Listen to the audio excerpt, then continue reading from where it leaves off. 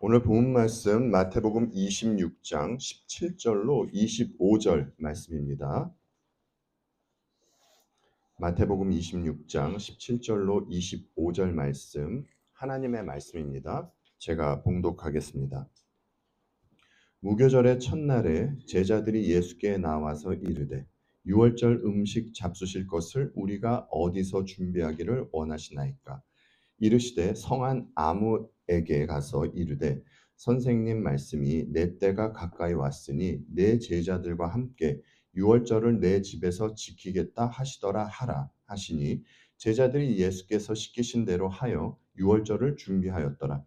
저물 때에 예수께서 12제자와 함께 앉으셨더니 그들이 먹을 때에 이르시되 내가 진실로 너희에게 이르노니 너희 중에 한 사람이 나를 팔리라 하시니 그들이 몹시 근심하여 각각 여짜오되 주여 나는 아니지요.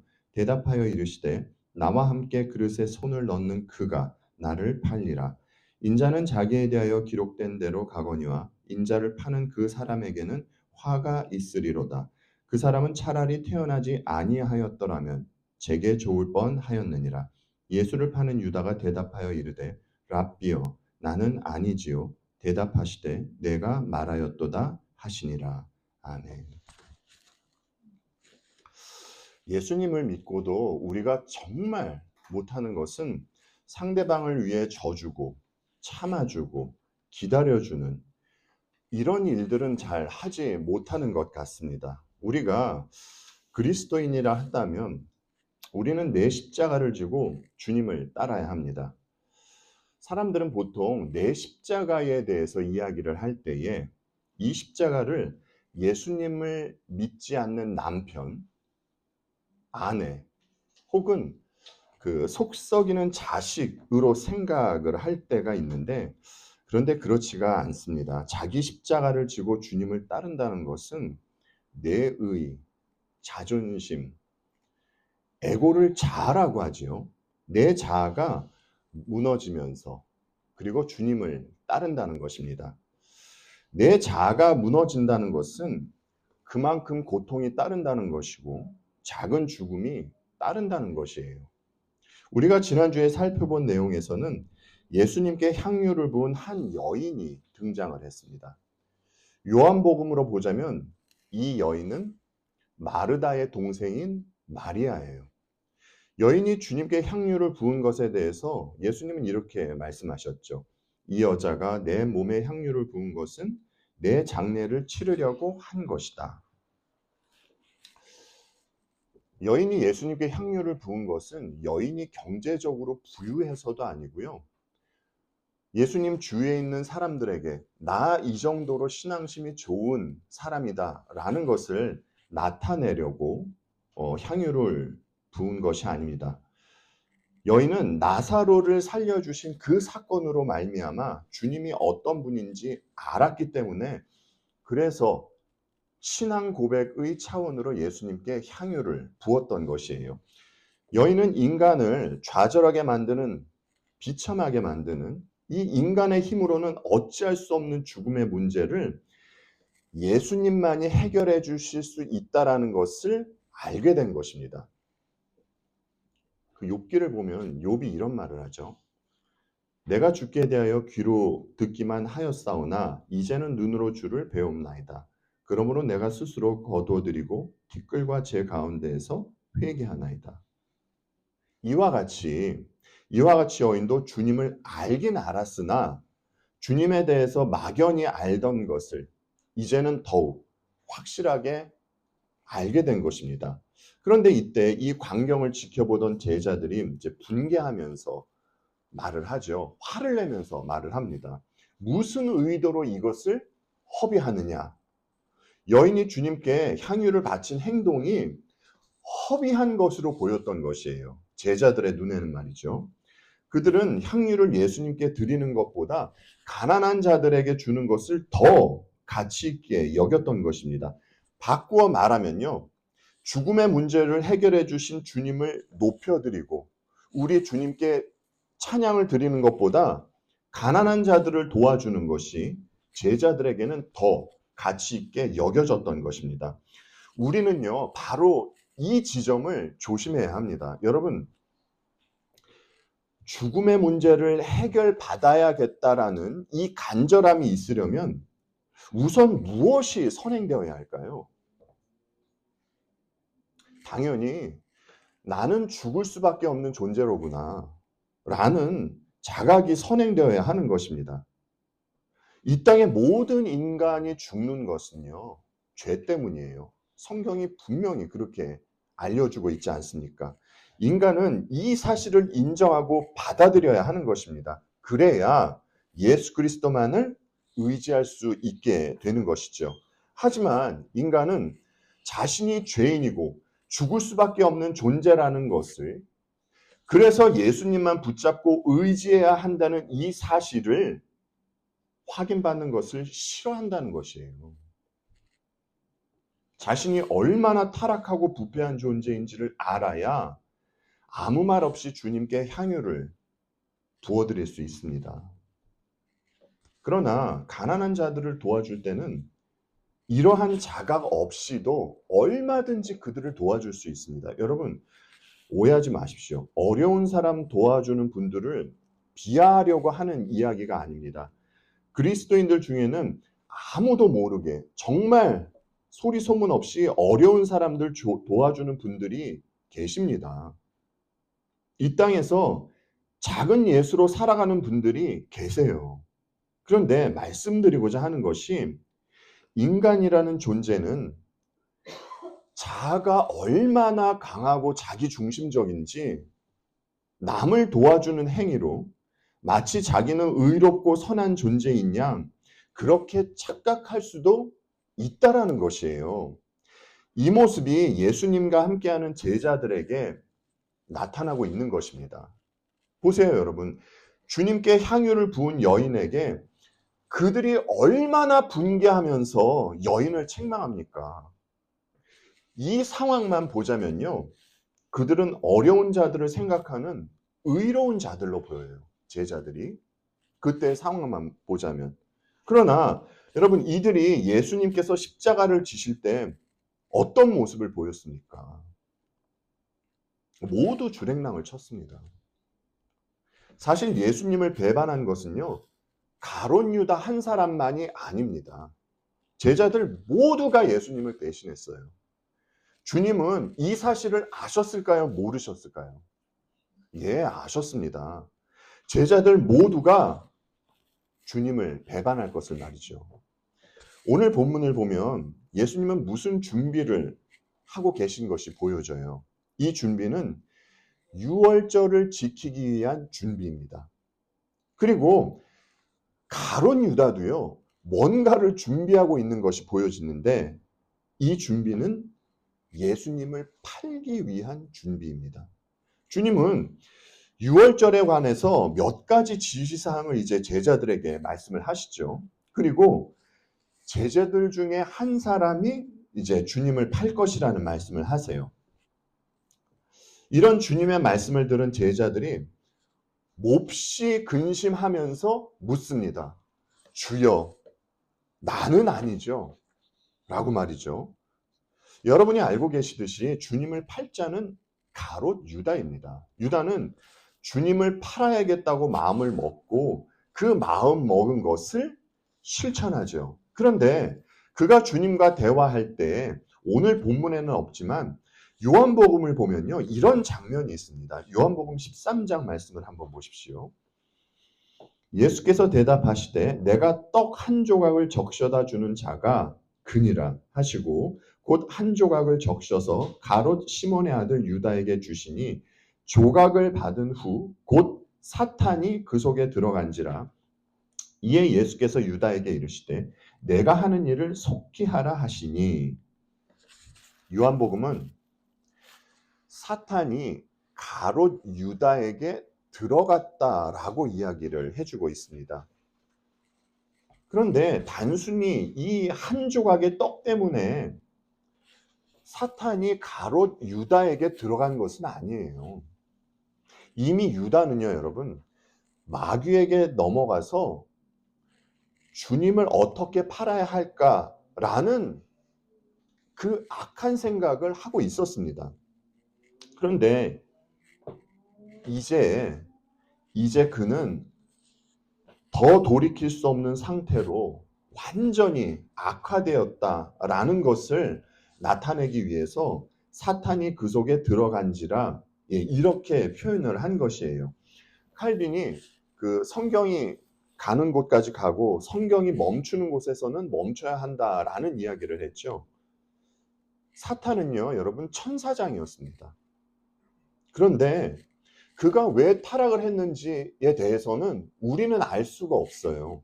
왜냐하면 이에 대해서 성경이 말하지 않기 때문입니다.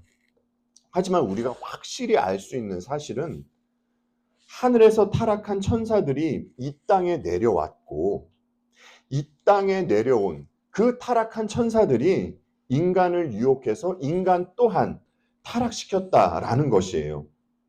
인간이 타락하자 무서운 일들이 발생했습니다. 그 중에서 몇 가지만 뽑자면요. 첫째는요. 인간은 하나님과의 관계가 끊어졌다라는 것이에요. 하나님과 분리가 일어나게 된 것입니다. 여러분, 성경은 이것을 무엇이라고 얘기하죠? 두 글자로. 죽음이라고 이야기하죠. 그리고 두 번째로는요. 하나님의 다스림을 받아야 하는 인간이 이제는 사탄의 지배를 받고 죄의 종이 되었습니다. 그래서 죄를 즐거워하며 이 죄를 탐닉하는 존재가 되었다라는 것이에요. 그리고 세 번째는요. 하나님이 세워놓으신 질서가 붕괴되었고요. 이 질서가 붕괴되자 인간의 다스림을 받아야 하는 자연이 되려 인간을 공격하기 시작했습니다. 그리고 질서가 붕괴가 되니 가정에서 불화가 생기고 다른 것도 아닌 가정 안에서 살인과 권모술수가 나타나게 되었습니다. 그리고 네 번째로는요.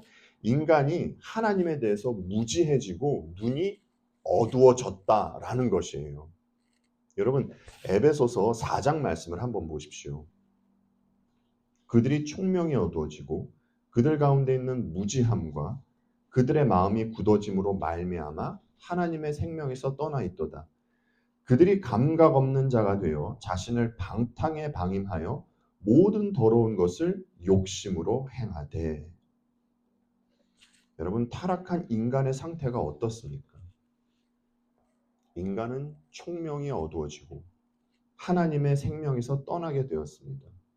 그리고 인간은 마음이 굳어져 믿기를 거부하게 된 것이에요.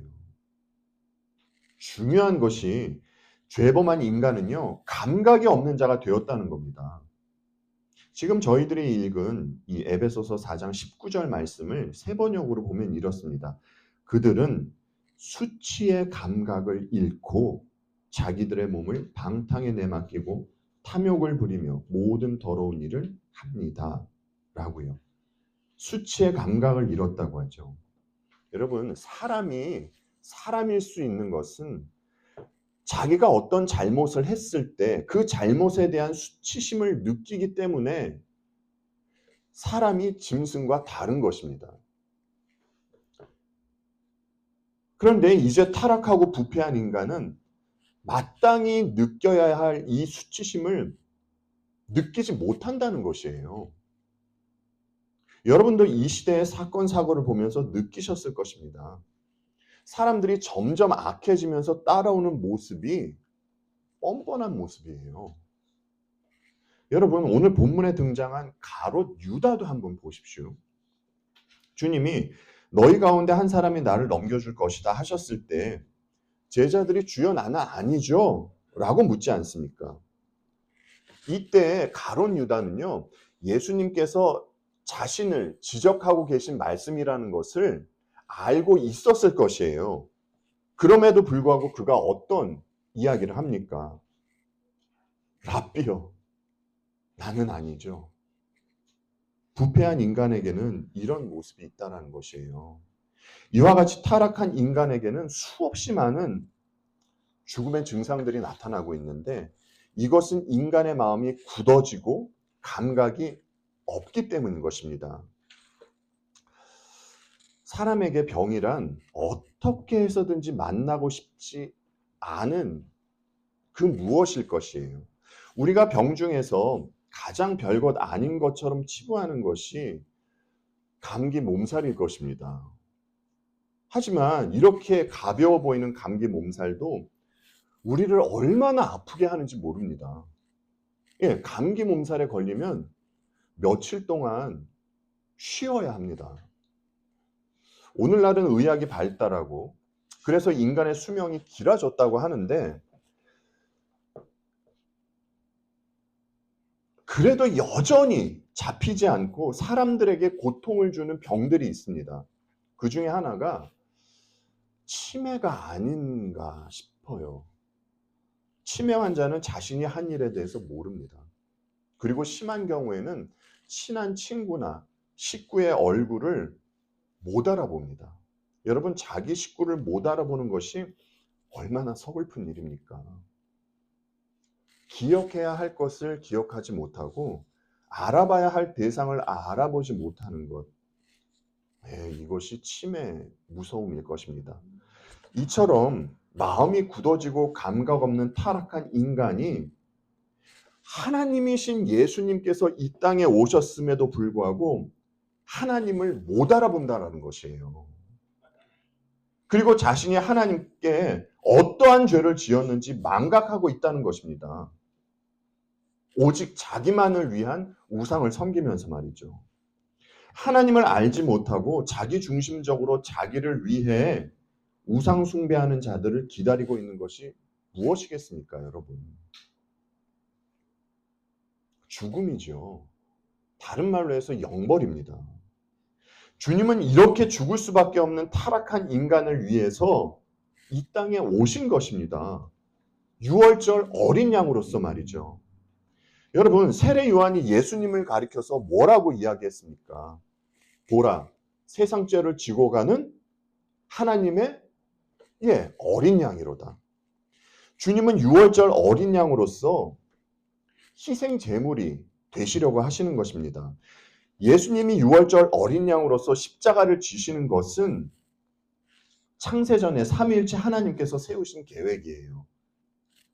여러분, 예수님께서 십자가를 지신 것이 어찌하다 보니까 배신자 가룟 유다가 예수님을 팔고 대제사장들의 손에 넘어가서 그래서 할 수 없이 십자가를 지신 것이 아니란 것이에요. 시편 41편을 보면요, 9절에 이런 말씀이 있습니다. 내가 신뢰하여 내 떡을 나눠 먹던 나의 가까운 친구도 나를 대적하여 그의 발꿈치를 들었나이다. 시편 기자의 이야기입니다.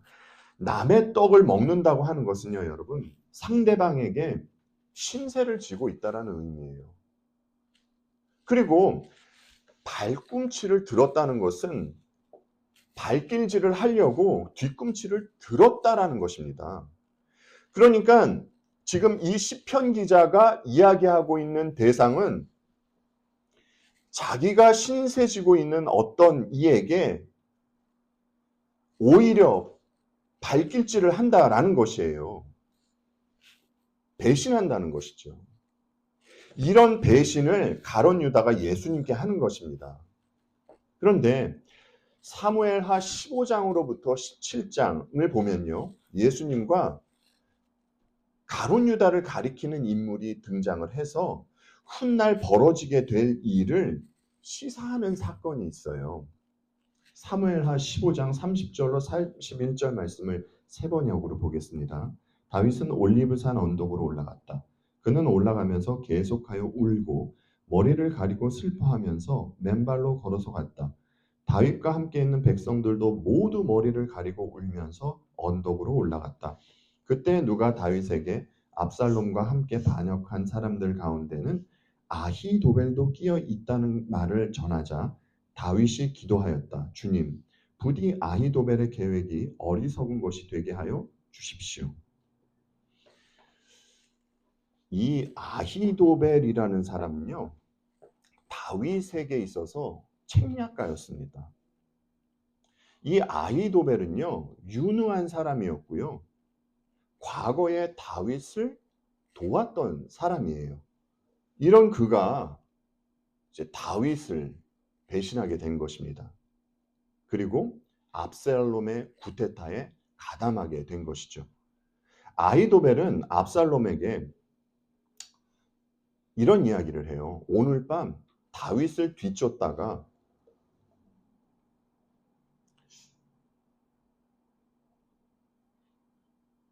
이 다윗을 죽이자라는 제안을 합니다. 하지만 압살롬은 그의 제안을 따르지 않고요. 후세의 제안을 따라요. 만약에 압살롬이 아히도벨의 이 제안을 따랐다면 다윗은 벌써 죽었을 것입니다. 그리고 압살롬이 이스라엘 왕이 되었을 것이에요. 그런데 여러분, 압살롬이요, 왜 아히도벨의 말을 듣지 않고 후세의 말을 들었는 줄 아십니까? 사무엘하 17장 14절로 가보겠습니다. 그러자 압살롬과 온 이스라엘 사람이 아렉 사람 후세의 모략이 아히도벨의 모략보다 더 좋다고 찬성하였다. 주님께서 이미 압살롬이 재앙을 당하게 하시려고 아히도벨의 좋은 모략을 좌절시켰기 때문이다. 압살롬이 아히도벨의 말을 듣지 않고 후세의 말을 들은 것은요, 보이지 않는 하나님의 손길이 있었기 때문입니다. 다윗이 다시 왕권을 잡을 수 있었던 것은 그의 재능과 능력으로 잡은 것이 아니에요. 하나님의 뜻이 그러하기 때문에 다윗이 왕권을 잡을 수 있었던 것입니다. 차치하고요. 아히도벨이라는 사람은 자아가 굉장히 강했던 사람으로 보여져요. 이 사람은요, 자신의 모략이 이루어지지 않은 것을 보고요, 짐을 싸서 자기 집으로 갑니다. 그리고 자기 집에서 집안일을 다 하고, 집안 정리를 다 하고, 그리고 목을 메어서 자살을 해요. 오랜 기간 늘 주님과 함께 있고 주님 곁에 있던 가룟 유다가 주님을 배신하고 스스로 목매 달아 죽었듯이 다윗과 함께하며 다윗 옆에서 모사가로 있던 이 아히도벨이 다윗을 배신하고 목매 달아 자살을 한 것이에요. 구약에서 이것을 그림자로 해서 앞으로 벌어질 일에 대해서 보여주고 있었던 것입니다. 그런데 우리가 놓치지 말아야 할 내용이 있어요. 주님이 사람의 손에 의해서 팔리고 죽음의 자리로 가는 것은 오늘 본문 24절이 보여주듯이 기록된 대로 이런 일들이 발생하고 있다는 것이에요. 기록된 대로. 그렇다면 여러분, 예수님께 발생하고 있는 일은 누구의 뜻에 의해서 일어나고 있다는 것입니까? 사도행전 2장에 어떤 내용이 있죠, 여러분? 베드로가 오순절날 설교하는 내용이 있죠. 여기를 보면요, 베드로가 이런 이야기를 해요. 그가 하나님께서 정하신 뜻과 미리 아신 대로 내준 바 되었거늘 이라는 이야기가 있습니다. 예수님께 발생하는 모든 일은요, 창세전에 계획된 하나님의 뜻에 의해서 일어나고 있는 일인 것입니다. 오늘 본문에는 없지만 요한복음을 보면요, 아주 흥미로운 말씀이 있습니다. 누군가가 여러분에게 당신은 어떤 사람입니까? 하고 물어본다면 여러분은 뭐라고 답을 하시겠습니까? 나는 몇 살이고 무슨 일을 하고 어디에 살고 내 MBTI는 무엇이고 혈액형은 무엇이고 뭐 이런 말씀들을 하시겠죠. 모세가 여러분 바로에게 보냄을 받을 때 하나님께 질문하지 않습니까? 너를 보낸 하나님의 이름이 무엇이냐? 이때 하나님은 그 유명한 말씀을 하시죠. 나는 나다. 나는 스스로 있는 자다. 하나님께서 이렇게 말씀하신 이유는 하나님은 하나님 자신을 이렇게밖에는 소개하실 수가 없기 때문입니다.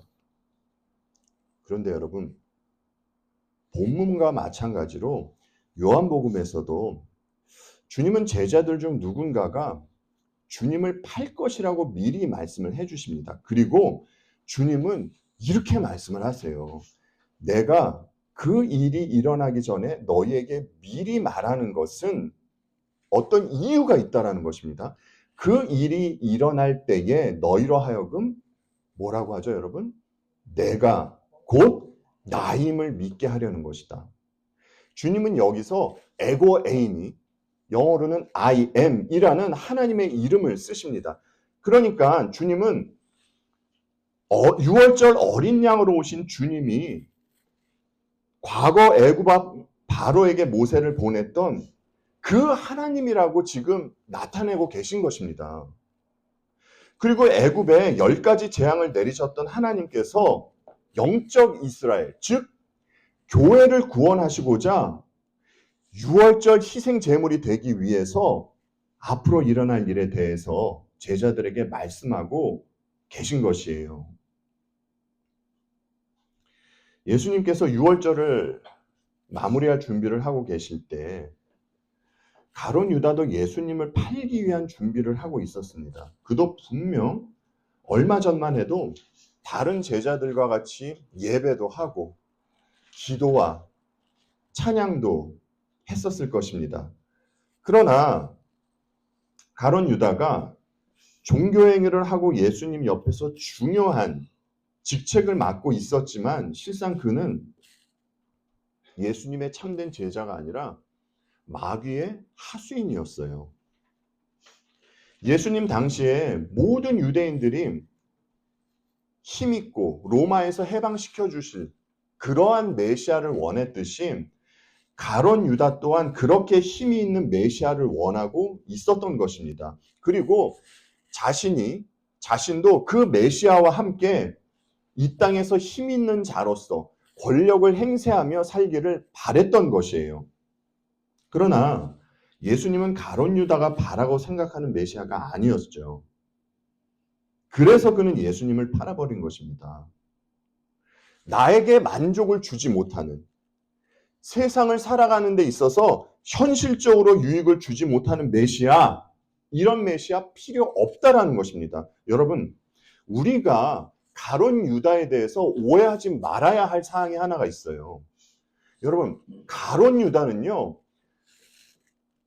돈이 필요해서 돈을 얻고자 은 30을 받고 주님을 판 것이 아니라는 것입니다. 여러분, 출애굽기 21장 말씀을 한번 보십시오. 소가 남종이나 여종을 받아 죽게 하였으면 소 임자는 그 종의 주인에게 은 30세겔을 주고 그 소는 돌로 쳐서 죽여야 한다. 은 30세겔은요, 여러분, 노예 한 사람을 살 수 있는 몸값이었어요.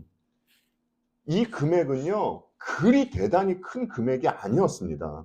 가룟 유다가 예수님을 판 것은 돈이 목적이 아니고요, 예수님의 메시아관이 싫었기 때문입니다.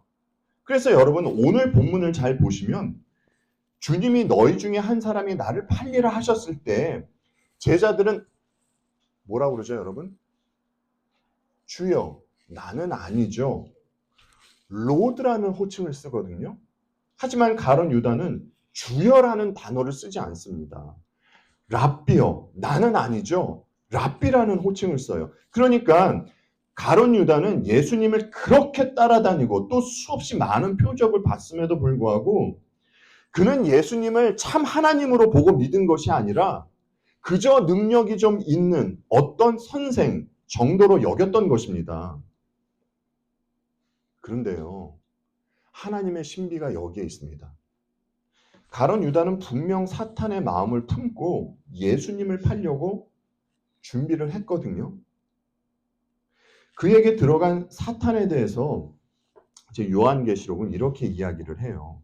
큰 용이 내쫓기니 옛뱀, 곧 마귀라고도 하고 사탄이라고도 하며 온 천하를 꿰는 자라. 그가 땅으로 내쫓기니 그의 사자들도 그와 함께 내쫓기니라. 옛뱀은요, 에덴 동산에서 하와를 유혹하고 하와와 아담을 쓰러뜨린, 그들로 하여금 범죄하게 만든 장본인입니다. 하나님은 여자의 후손이 뱀의 머리를 상하게 할 것이라는 말씀을 하셨고, 사람들은 여러분 몰랐지만요, 귀신은 예수님께서 하나님의 아들이란 사실을 누구보다 더 잘 알고 있었어요. 그래서 옛뱀, 이 사탄은 예수님을 없애려고 하는 것입니다. 가룟 유다를 도구로 해서 말이죠. 그러나 사탄이 준비하고 행한 일이 여러분 도리어 어떤 일이 된 것입니까? 예, 도리어 자신의 머리를 상하게 하는 일이 된 것이에요. 여러분 이와 같이 기독교는요, 반전이 있고 역설적이에요. 그렇지 않습니까?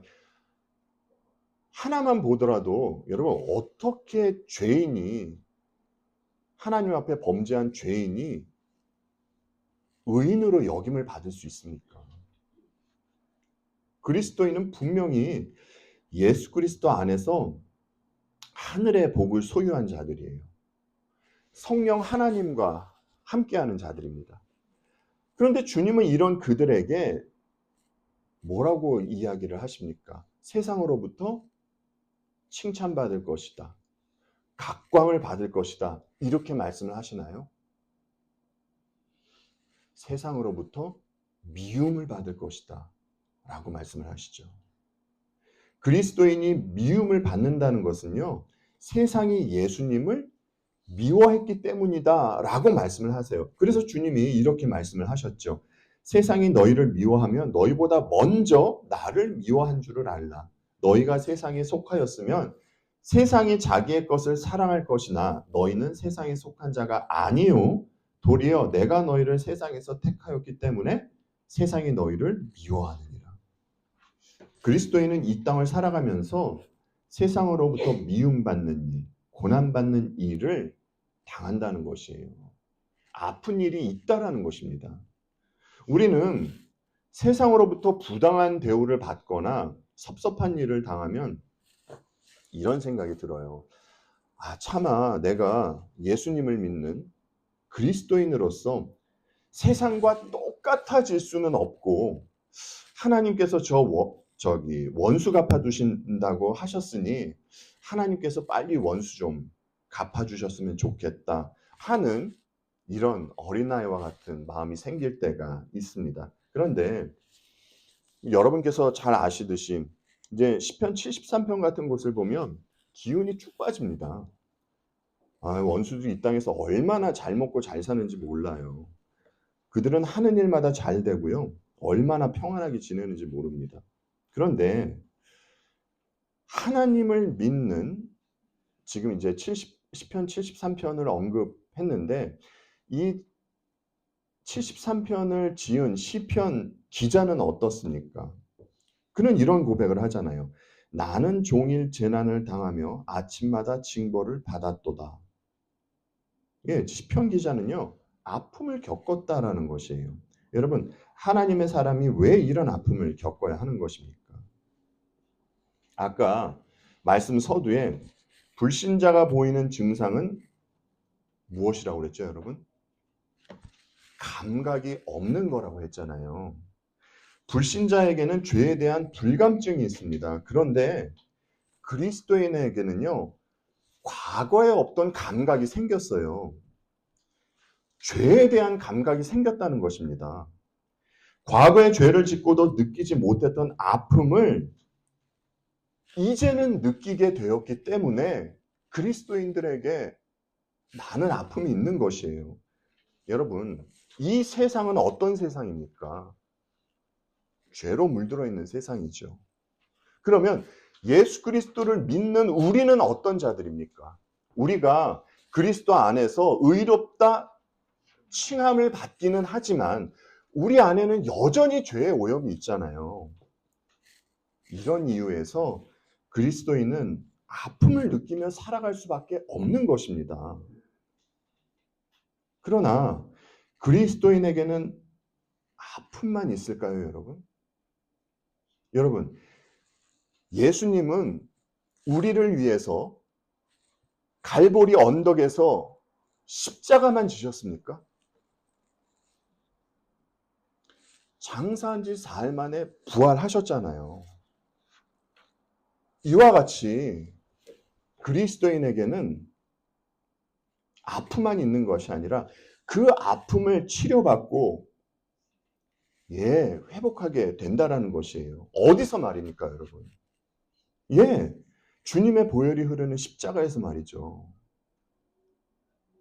마귀는요, 우리가 넘어질 때마다 우리의 행실을 꼬집습니다. 네가 그러고도 그리스도인이라고? 참소하죠. 주님은 그래서 내가 너희를 위하여 십자가를 졌단다 라고 말씀을 하세요. 주님은 사탄의 이야기를 듣지 말고 내 얘기를 들어라 라고 말씀을 하십니다. 여러분, 문둥병 환자는요, 아픔을 느낍니까? 못 느낍니까? 못 느껴요. 살이 썩고 문드러져도 그들은 고통을 느끼지 못합니다. 문둥병 환자는 고통을 느끼지 못한 채로 죽음을 맞이하게 되죠. 여러분, 아픈 것이 무조건 나쁜 것은 아닙니다. 우리는 아픈 것 하면은 이것은 100% 나쁜 것이라고 생각하잖아요. 그러나 그렇지 않습니다. 하나님의 형상이 회복된 인간이라면 아파해야 할 것에 대해서는 아파해야 하는 것이 마땅한 것입니다. 여러분, 이 아픔이 있어야 주님의 위로도 있는 것이에요. 여러분께서 이제 계시록을 보셔서 아시잖아요. 우리가 그 완성된 하나님 나라에 가면 주님이 우리에게 무엇을 해주신다고 하십니까? 눈물을 닦아주신다고 하시잖아요. 우리에게는 눈물 흘리는 일이 있다라는 것입니다. 다시 말씀드리지만 아픔이 있어야 주님의 위로도 있는 것이에요.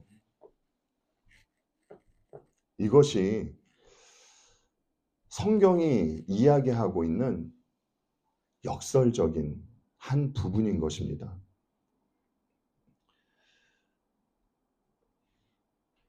우리에게 얼마 만에 시간이 주어졌는지 우리는 알지 못합니다. 허나 우리에게 주어진 이 삶에서 주님의 위로하심을 풍성히 맛보고 누리며 그리고 주님의 손에 붙잡혀 있는 감사함으로 표대를 향하여 나아가는 우리 모두가 되기를 바라고 이 과정 가운데에서 우리가 주님만을 높여드리며 그렇게 살아가는 주님의 귀한 자녀들 될 수 있도록 하나님께 간구드립니다. 기도하시겠습니다.